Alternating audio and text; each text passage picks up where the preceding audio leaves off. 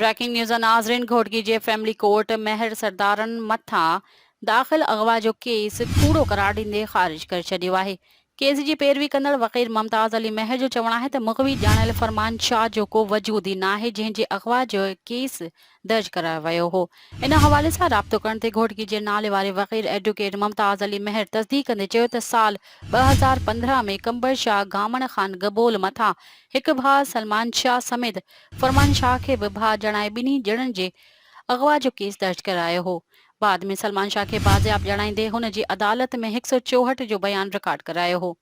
बाद में सरदार अली गौहर खान महर, अॻूणे वॾे वज़ीर सरदार अली मोहम्मद खान महर, सरदार अली नवाज़ उर्फ राजा खान महर, हाजी खान महर ऐं अहमद अली खान महर ऐं उन वक़्त जे SSP साकिब सुल्तान, उन वक़्त जे DSP घोटकी यार मोहम्मद रिंद समेत 20 ॼणनि जा नाला खोलराए ॼणाए वियो त ज़िक्र कयल माण्हुनि जो चवण ते अगवा कयो वियो, जिन मां हिकु ॼणो सुलेमान शाह बाज़ियाब थी वियो आहे ऐं फरमान शाह अञा ताईं बाज़ियाब नाहे थी सघियो। ॼाणल केस 2020 में आदिलपुर थाणे ते दाख़िल कयो वियो हो, जंहिंजी पुलिस पिणु इंक्वायरी करे अदालत में रिपोर्ट दर्ज कराई हुई त मुक़वी ॼाणल फरमान शाह जो को बि वजूद ई नाहे।